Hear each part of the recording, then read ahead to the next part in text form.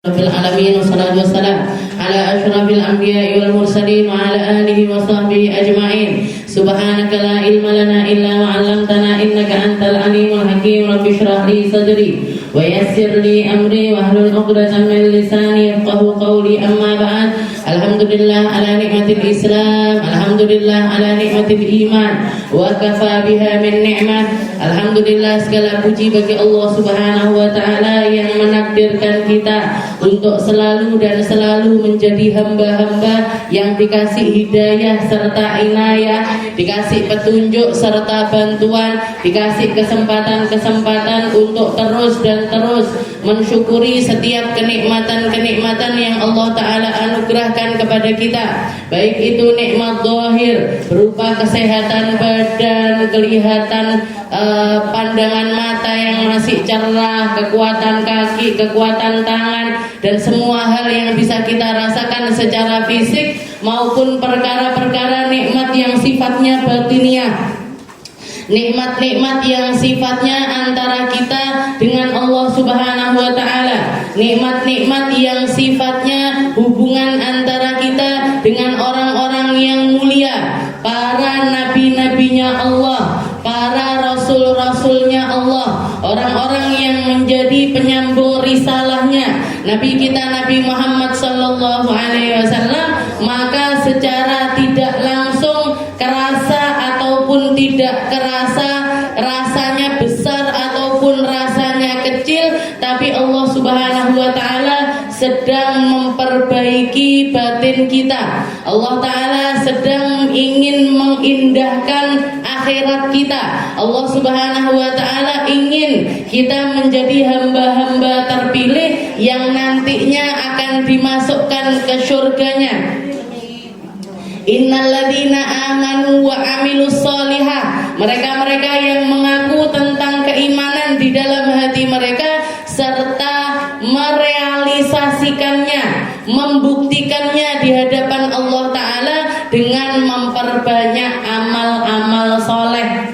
Mereka lah yang paling berhak untuk menikmati surga. Mereka lah yang paling akan dibalas dengan balasan seindah-indahnya oleh Allah Subhanahu wa taala. Mugi-mugi kita, anak cucu kita, orang-orang yang kita cintai, keluarga-keluarga kita, tetangga-tetangga kita, semoga semuanya menjadi orang-orang yang berkumpul secara indah di dunia, dan perkumpulan ini akan sampai ke dalam surganya Allah Subhanahu wa taala.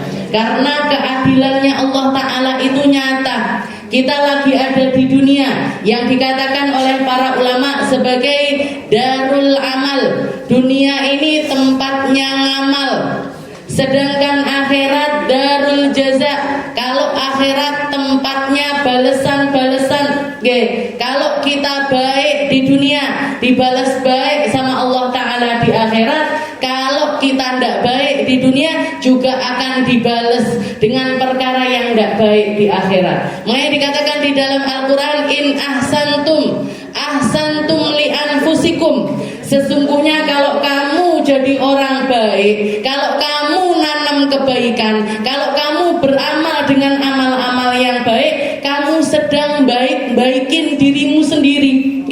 Kalau kamu memuji orang, sesungguhnya kamu sedang memuji dirimu sendiri. Kalau kamu menghina orang, kamu juga sedang menghina dirimu sendiri. Kamu merendahkan orang, berarti kamu yang rendah. Kamu meninggikan orang atau menghormati orang lain, kamulah orang-orang yang terhormat di sisi Allah Subhanahu wa ta'ala. Jadi ketika kita khidmah sama suami, khidmah sama anak-anak, khidmah sama orang tua, patuh sama orang-orang yang menjadi tali-talinya Allah Ta'ala untuk kita beramal, sesungguhnya itu bukan tentang mereka, tapi tentang kita. Itu bukan tentang ngasih kebaikan kepada mereka, tapi kita sedang baikin diri kita sendiri. In ahsantum ahsantum li anfusikum. Kalau kamu baik, itu kamu yang baik. Kalau kamu ngomong baik, itu nunjukkan kalau kamu itu orang baik. Sedangkan kalau kamu ngomong kotor, ngomong jelek, menghina orang, merendahkan merendahkan orang. Bukan orang itu yang rendah, kamulah orang-orang yang rendah tersebut. Kamulah yang menunjukkan tentang keburukan batin-batin kamu, meskipun misalkan kamu hiasi itu semuanya dengan atribut-atribut indah, pakai baju mahal, jilbab mahal, tas mahal, sandal mahal, apa nek sing mahal? Kaos kaki larang misalkan, semuanya yang kita tempelin adalah perkara-perkara yang mahal. Itu tidak akan menutupi kebusukan kita. Itu tidak akan bikin kita mulia.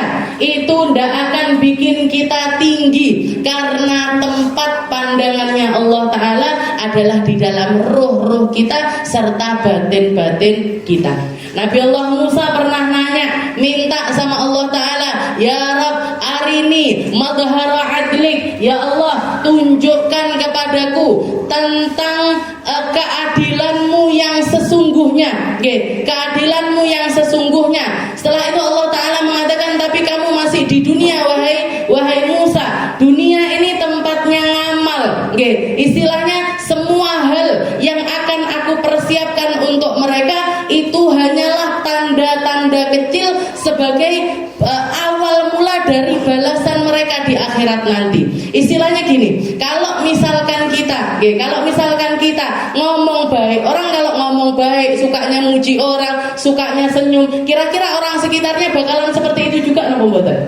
Kan ngoten. Istilahnya berarti apa? Timbal balik. Kita baik sama orang, insya Allah orang juga akan baik juga kepada kita. Itu balasan di dunia yang ditampakkan sama Allah Ta'ala, tapi itu balasan kecil. 99%-nya nanti akan dibalaskan sama Allah Ta'ala di akhirat. Karena dunia ini tempatnya ngamal. Balasan-balasan itu adalah balasan-balasan kecil. Puncaknya nanti adalah di akhirat. Maka Nabi Musa nanya, ya Allah, katanya kalau orang baik dibalas baik, kalau orang buruk dibalas dengan keburukan. Saya pengen ngelihat di atas muka bumi ini bentuk yang seperti itu seperti apa. Maka Allah Subhanahu wa taala mengatakan, ya Musa, idhab ila syati'il bahr. Pergilah kamu wahai Musa ke pinggiran sungai. Tapi ojo lingguh di tempat yang kelihatan orang, sembunyilah kamu di bawah pohon.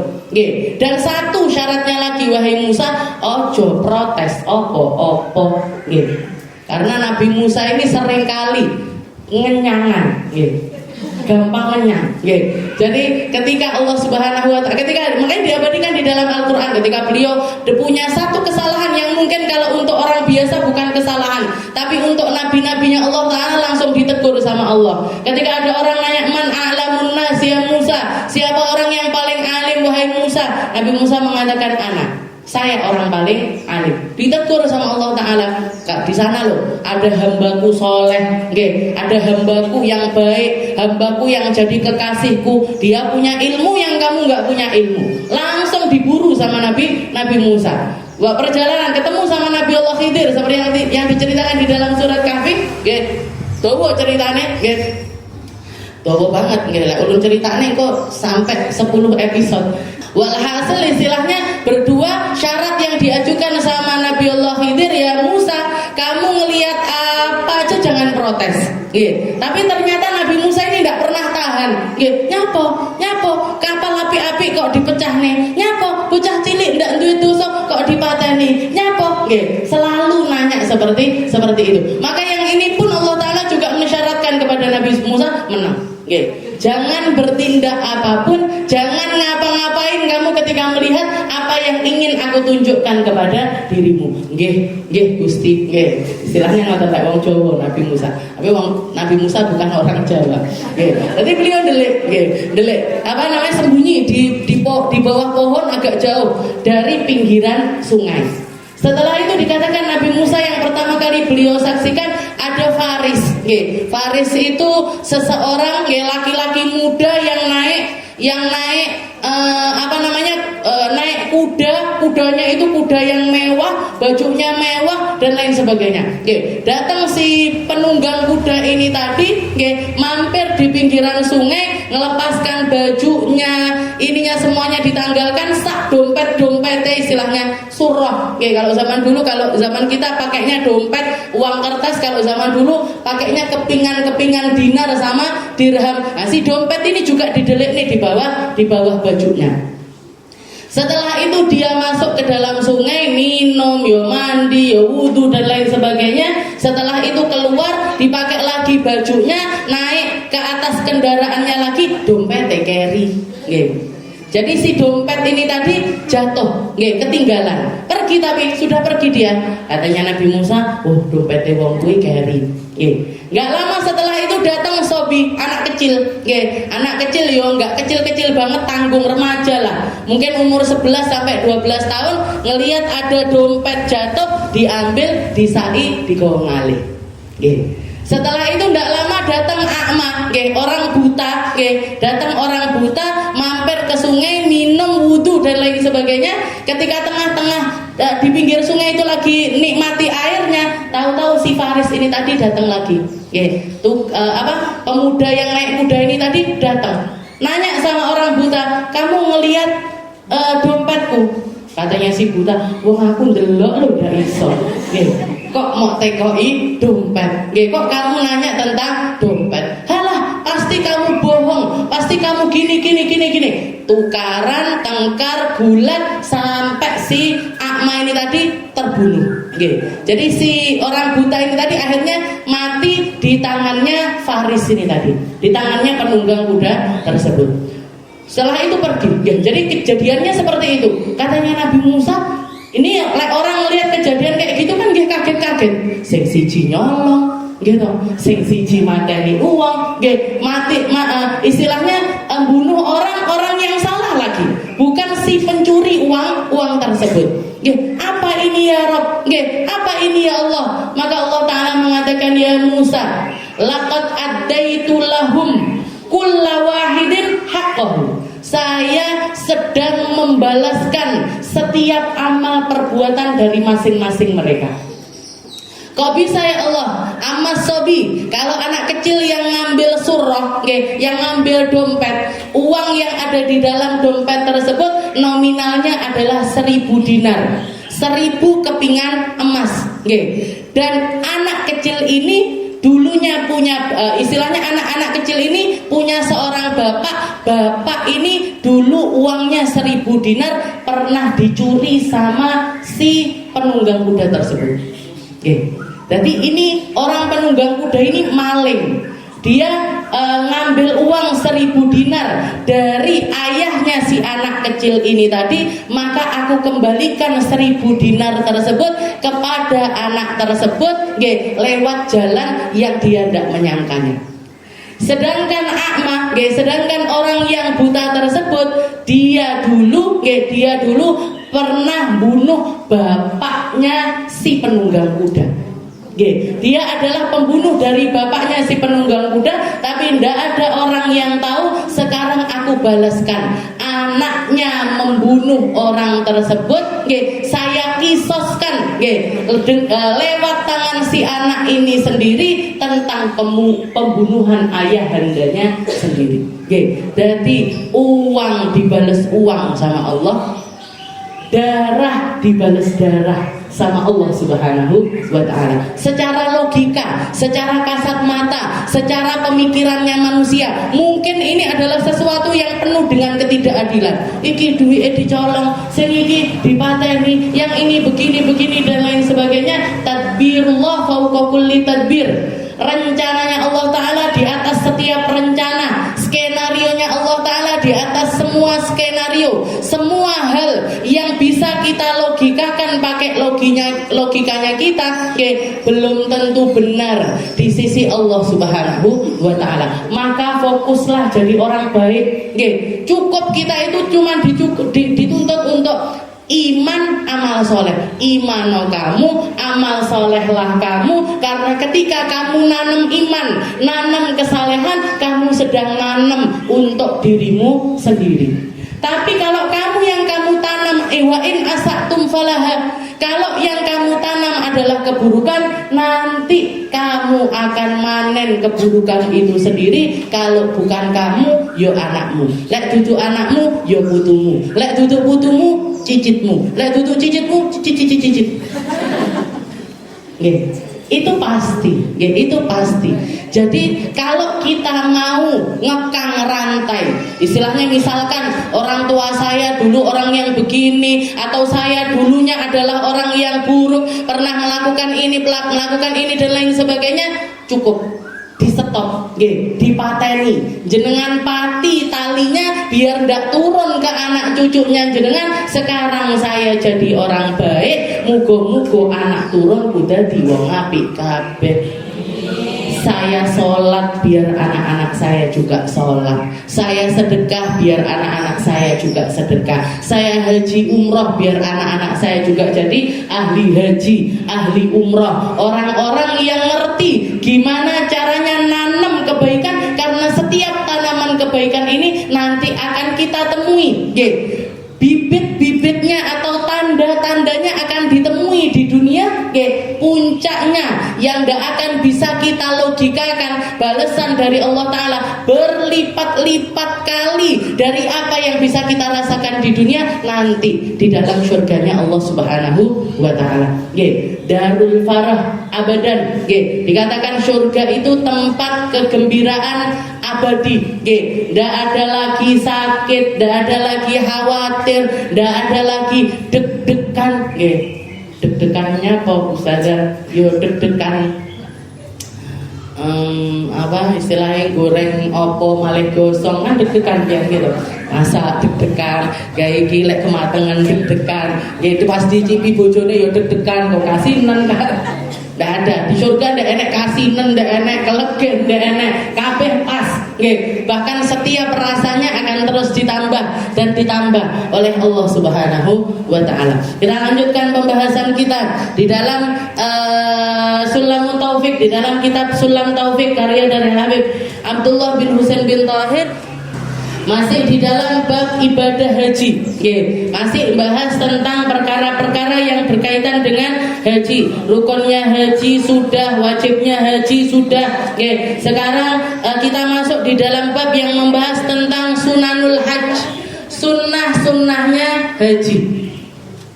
Walaupun kemarin-kemarin juga kaitan, istilahnya waktu kita bahas tentang tawaf, sak sunnah-sunnahnya tawaf, bahas tentang sa'i, sak sunnah-sunnahnya sa'i. Tapi tetap di dalam kitab ini ada bab khusus yang bahas tentang sunnahnya haji, yang gak berkaitan dengan amaliyah-amaliyah atau rukun serta wajibnya haji. Istilahnya sunnah mustaqillah, sunnah sendiri. Sunnah istilahnya yang dianjurkan untuk kita laksanakan di dalam haji, tapi tidak terlalu berkaitan dengan rukun serta wajibnya haji. Dikatakan di sini sunanul hajj katsira wa qad taqaddama aktsaruha minal arkani wal wajibat wa baqiya ma yali. Ada sekitar 4 sunnah yang dispesialkan di dalam kitab Takriratus Sadidah gini. Jadi saya syarahkan dari Sulamut Taufik. Dikatakan di sini sunnah yang pertama adalah at-talbiyah. Sunnah pertamanya adalah memperbanyak baca talbiyah. Wasighatuha, serta bacaannya, wahia labbaik Allahumma labbaik labbaik la syarika laka labbaik innal hamda wan ni'mata laka wal mulk la syarika laka. Ini sighahnya atau lafadznya talbiyah. Oleh ngapalne dari sekarang Ustazah? Olah. Pian apalne? Bahkan persering untuk membaca, muga-muga ndang-ndang diceluk. Semoga cepat-cepat dipanggil, semoga cepat-cepat bisa ziarah serta mengunjungi Mekah serta Madinah. Jadi lafadznya labbaik Allahumma labbaik labbaik la syarika laka labbaik innal hamda wan ni'mata laka wal mulk la syarika lak. Jadi di sini di awal lafaz talbiyah itu artinya adalah penyambutan. Makanya kalau kita lek wong Arab nggih, lek kita belajar bahasa Arab, kalau dipanggil orang nggih, dipanggil orang jawabnya itu lebih. Nggih toh? Mina lebih, itu kalau di daerah Saudi sana. Ada juga lafaz di beberapa tempat yang pakai lafaz marhaba, pakai lafaz marhaban. Nah, itu semuanya sama, artinya adalah nyambut panggilan. Kenapa? Karena ketika orang haji, ketika orang umroh itu sejatinya sedang dipanggil atau menjawabi panggilan dari Allah Subhanahu wa ta'ala. Makanya jawabannya labbaik Allahumma labbaik. Labbaik ya Allah, labbaik ya Allah. Ada istilahnya. Labbaik Allahumma labbaik. Labbaik la syarika lak labbaik. Ya Allah, ya Allah, saya sedang mengikuti saya sedang menjawab panggilanmu, zat yang tidak ada sekutu bagimu. Zat yang tidak ada sekutu bagimu. Innal hamda wan ni'mata laka wal muluk. Nikmat dari engkau, hamda, pujian juga teruntuk kepada dirimu, wal muluk, serta semua hal yang sifatnya kepemilikan, pemilik sejatinya semuanya adalah Allah Subhanahu wa ta'ala. Saya ini punya mata ya Allah, sekarang saya bisa menikmatinya, tapi saya bukan pemilik sejatinya. Saya punya harta ya Allah, tapi harta ini bisa saya nikmati, tapi saya bukan pemilik sejati dari harta tersebut. Saya punya suami, punya orang tua, punya anak-anak. Sekarang saya bisa gembira-gembira sama mereka, berbagi suka dan duka dengan mereka, tapi sejatinya mereka bukan milik saya, punyanya jenengan semuanya. Lakawal muluk, semuanya kenikmatan, susah, senang, enak, ndak enak, semuanya dari Allah Subhanahu wa ta'ala. La syarikalah, demi istilahnya demi apapun Allah ta'ala tidak pantas untuk disekutukan dengan apapun juga. Disetarakan sama manusia, ndak pantas. Disetarakan dengan harta, tidak pantas. Disetarakan dengan jabatan, tidak pantas. Disetarakan dengan keindahan, tidak pantas. Semuanya Allah Ta'ala Maha Esa, Maha Satu, laisa kamitslihi syai'un fil ardi wala fis sama' wa huwas samiul alim. Tidak ada yang sama, yang mirip, yang seperti dengan Allah Ta'ala, tidak ada. La fid dunya la fil akhirah, di dunia ataupun akhirat pemilik sejatinya semuanya adalah Allah Subhanahu wa ta'ala. Jadi ini lafaznya labbaik Allahumma labbaik, labbaik la syarika laka labbaik, innal hamd wan ni'mah laka wal mulk la syarika. Rasulullah SAW menceritakan ada dua model manusia ketika mereka mengucapkan talbiyah, ketika mereka melafazkan lafaz labbaik Allahumma labbaik, itu dijawab sama Allah Ta'ala dengan dua model. Ada yang pertama, model yang pertama Allah Ta'ala mengatakan kepada mereka labbaika wa sa'daik, kamu mengucapkan talbiyah untuk saya, talbiyah yang sama juga untuk dirimu. Nafaqatuka halal, kamu haji umrah pakai harta halal, pakai nafkah halal, pakai bekal yang halal, perjalananmu semuanya diliputi dengan perkara-perkara yang halal. Irji' maghfuran, pulanglah kamu ke tempatmu nantinya setelah kamu melakukan semua ritualnya haji, ma'juran ghaira ma'zuran, kamu akan pulang dalam keadaan penuh dengan pahala dan terhapuskan semua dosamu. Jadi dijawabi sama Allah Ta'ala, nafkahmu halal, bekalmu halal, perjalananmu halal, semuanya kamu liputi dengan perkara-perkara yang halal. Tidak pantas bagi Allah Ta'ala untuk tidak mengganjar kamu, apalagi tidak mengampuni dirimu. Kamu pulang bawa haji mabrur, bawa haji yang baik, bawa haji yang akan dibalas dengan surga oleh Allah Subhanahu wa ta'ala. Itu tipe pertama. Tapi ada tipe yang kedua, yang ketika mereka mengatakan labbaik Allahumma labbaik, Allah Ta'ala mengatakan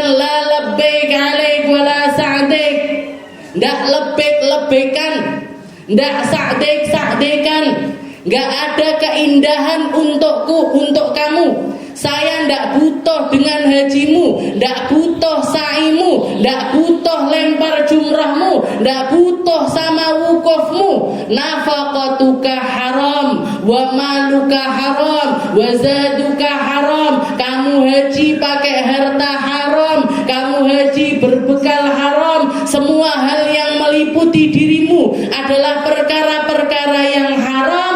Irji' ma'zuran ghaira ma'juran. Pulang kamu bawa dosa yang bertumpuk-tumpuk tanpa pahala sama sekali. Na'udzubillahi min dzalik. Na'udzubillahi min dzalik. Makanya Sayyidina Ali Zainal Abidin, salah satu cucunya Rasulullah sallallahu alaihi wasallam, ketika beliau berangkat mulai dari Madinah, berangkat menuju ke Mekah, sekecap pun, satu lafaz pun beliau tidak berani mengucapkan labbaik Allahumma labbaik. Setiap kali beliau mau baca semaput, mau baca lagi pingsan lagi, mau baca lagi pingsan lagi. Ditanya sama murid-muridnya, kenapa wahai imam, kenapa kok jenengan sampai enggak, padahal ini sunnah yang dianjurkan oleh Rasulullah sallallahu alaihi wasallam. Kenapa kok jenengan enggak bisa baca talbiyah? Katanya beliau, saya takut kalau nanti dijawabi sama Allah Ta'ala, la labbaik alaik wa la sa'adik. Saya tidak butuh dengan hajimu, saya tidak butuh dengan ibadahmu, saya tidak butuh dengan orang-orang yang ibadah dengan landasan perkara-perkara yang haram. Makanya sekarang kalau jenengan mau haji, kalau jenengan mau umroh, kalau sedang nabung untuk haji ataupun umroh, cari dari harta yang paling halal. Jenengan nabung, di antara sekian banyak hartanya jenengan sisihkan yang kita paling tahu kalau itu dari transaksi-transaksi yang baik.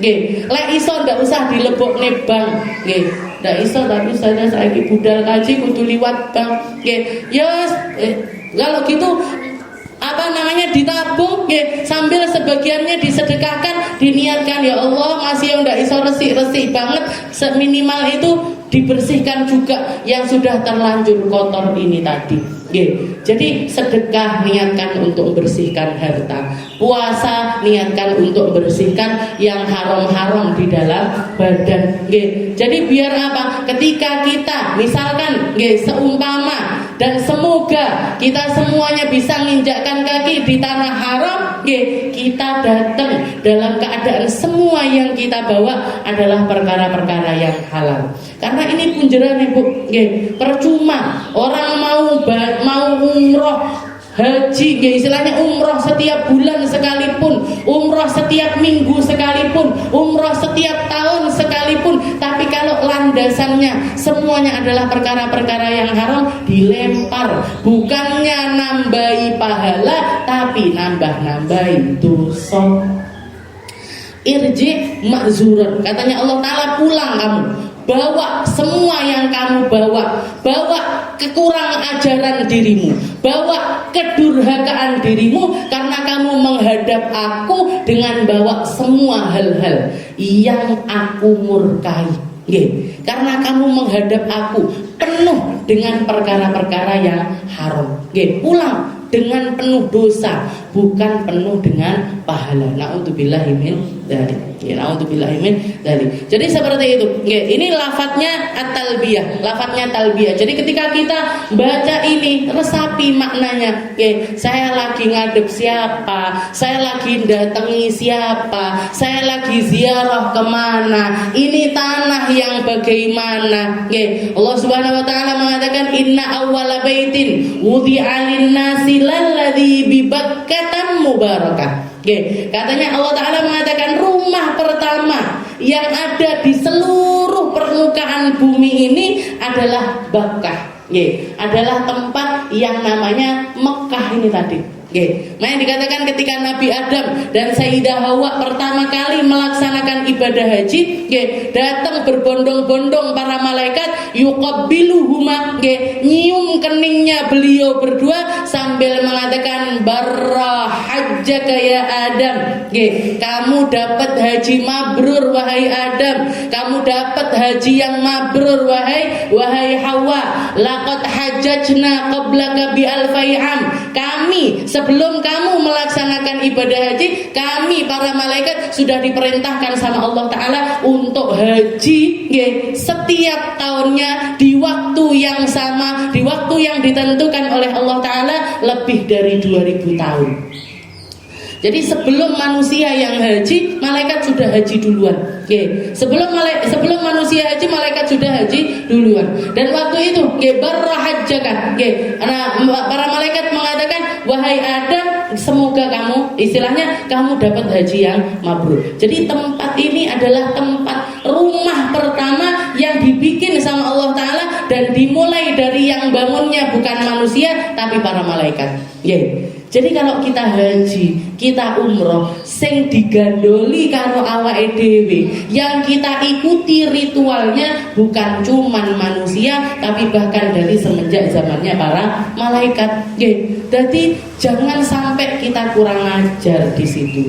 Jangan sampai kita seenaknya di situ. Jangan sampai mikir perkara-perkara yang enggak perlu, perkara-perkara apalagi perkara-perkara yang dimurkai oleh Allah Subhanahu wa taala. Setiap tempat yang di situ pahalanya berlipat-lipat, dosanya juga berlipat-lipat. Ribah neng Indonesia dosa, neng Mekah 10 kali lipatnya. Kita ngelokne orang di Indonesia dosa, di sana berkali-kali lipat lagi dosanya. Makanya kalau jenengan datang sama orang-orang haji, kan rata-rata sering istilahnya ngomong opo, istilahnya kayak karma itu dipercepat sama Allah Ta'ala, diperlihatkan sama Allah Ta'ala. Kenapa? Karena kualate tikel-tikel ngoten istilahnya. Kualat, kualat. Jadi kualate tikel-tikel kita di sini. Kalau di bulan haram atau di bulan Ramadan bermaksiat, dosanya berkali lipat. Di sana juga seperti itu. Jadi adabnya dikedepankan, ilmunya ditanamkan. Istilahnya ndak haji, umroh ya umroh, enggak, tapi kita isi dulu.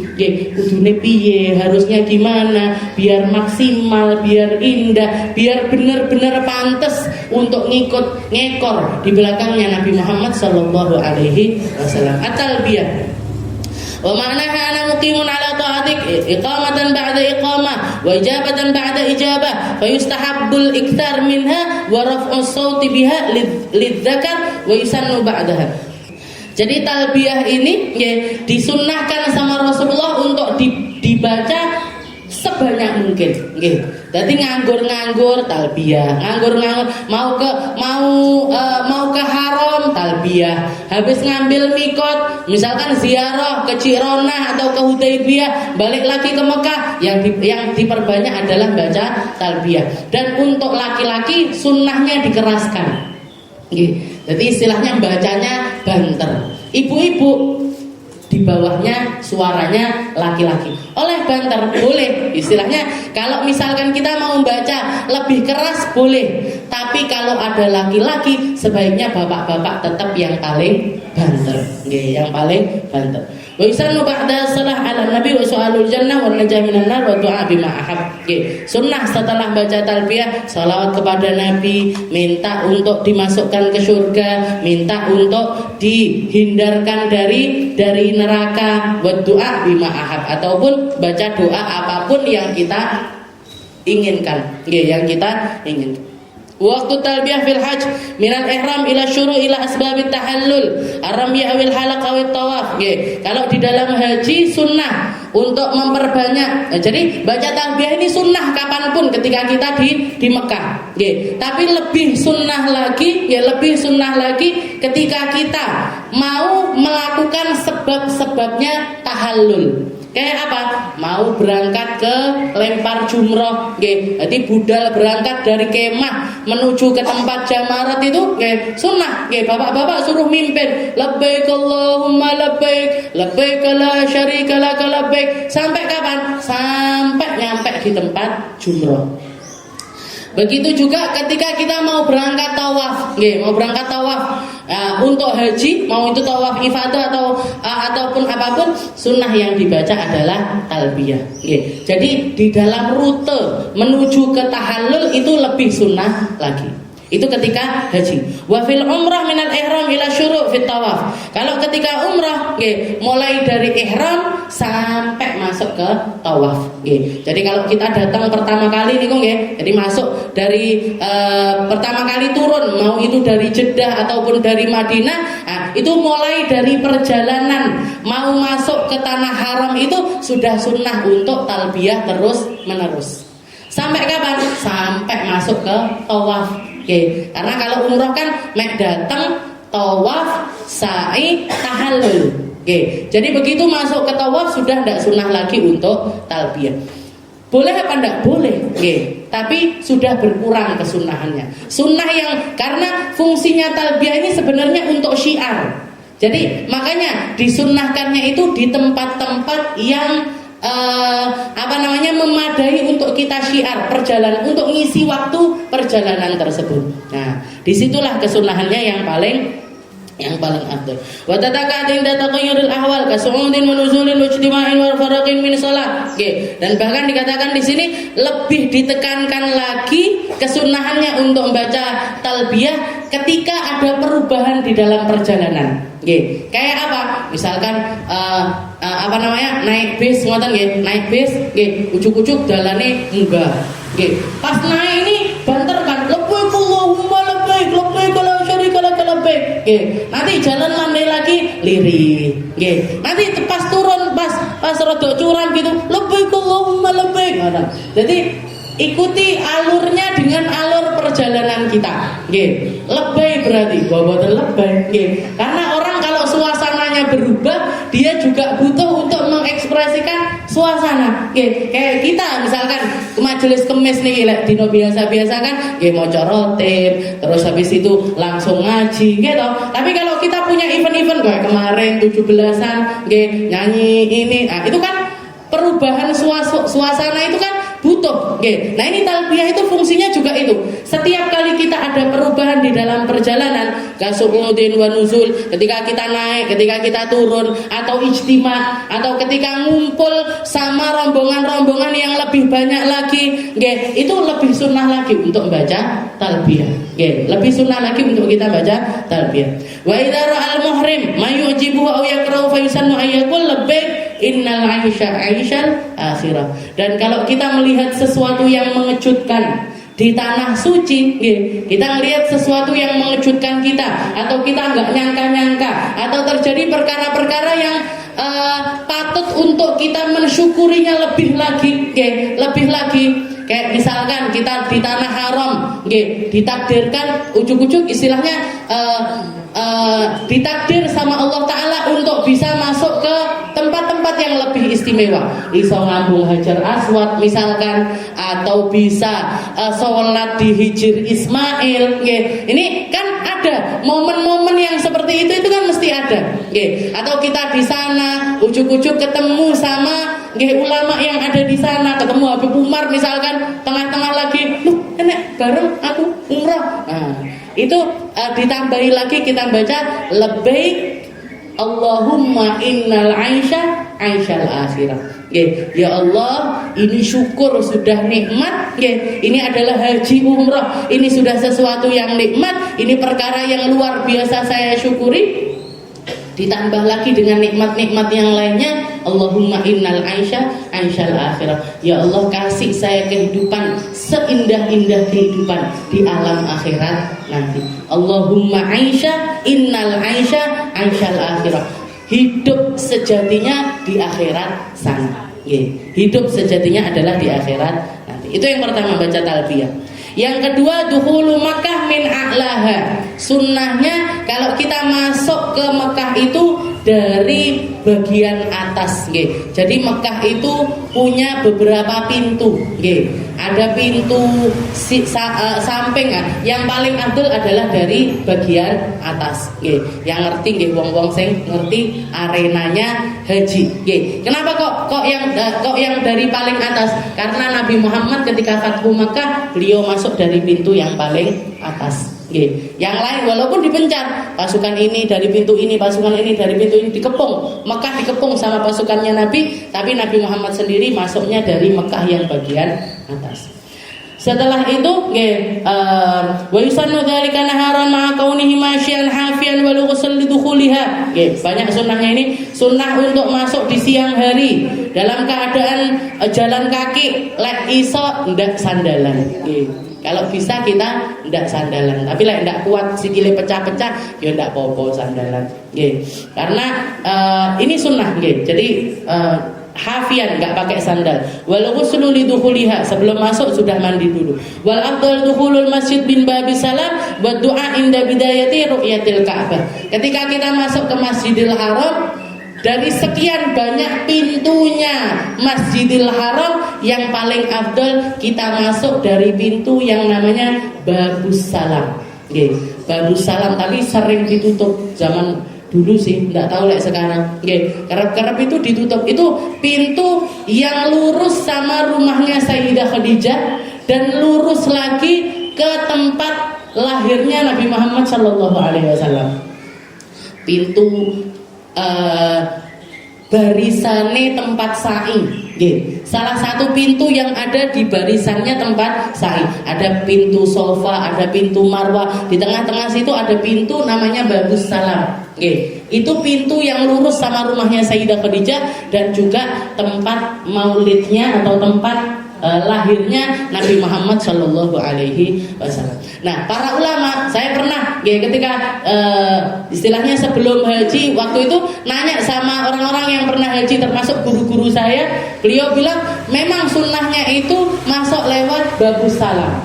Tapi orang karena pemerintahan Mekah atau Saudi itu kan seperti itu, ndak cocok sama bid'ah sing ngene-ngene gitu, ndak cocok sama maulidan, ndak cocok sama hal-hal yang semacam ini. Mereka nggak suka dengan pemahaman yang istilahnya kudu lewat Babus Salam, sunnah lewat pintu Babus Salam. Akhirnya orang kalau semuanya lewat pintu Babus Salam, dengan sekian banyaknya jamaah haji, orang jebol niki Babus Salam. Akhirnya mereka memilih untuk menutup, sering menutup pintu tersebut. Katanya guru saya Ustaz Khadijah pernah bilang, kalau kamu tidak bisa lewat pintu Babus Salam, lewatlah pintu Bab Al-Fattah. Ada lagi pintu namanya Babul Fattah. Itu pintu yang seringkali dimasuki, ya. Jadi para ulama-ulama itu sering masuk lewat pintu bagian tersebut. Digoleki berarti sudah. Lek iso goleki, digoleki. Lek ndak bisa, minimal dalam ketika kita haji atau umroh itu kan berhari-hari, kita cari mana ini pintu Babul Fattah ini mana, Babus Salam ini mana, Jadi kita untuk sekedar numbuhkan rasa, ini dulu pintu yang sering dilewati Nabi Muhammad. Ini pintu yang dianjurkan oleh para ulama untuk kita melewati pintu tersebut. Jadi sekedar pintu, lah pintu nih Masjidil Haram ya istimewa bangga gitu. Itu yang kedua, sunnah yang kedua. Yang ketiga, tawaful kudum. Tawaf kudum. Tawaf kudum ini tawaf pertama kali ketika kita nyampe Mekah. Itu namanya tawaf kudum. Bukan rukun haji, bukan juga wajibnya haji, tapi hukumnya adalah sunnah. Hukumnya adalah sunnah. Wa huwa sunnah bin nisbah lidakhil ila Makkah hajan au halalan.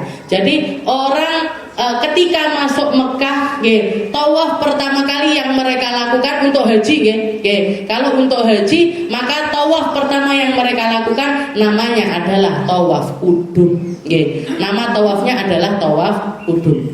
Wa amma bin nisbah lil mu'tamir fayandarij fi tawafil umrah. Kalau untuk orang yang umrah, tawaf kudumnya itu ya tawaf umrah. Jadi tawaf kudumnya itu juga merupakan tawafnya umrah.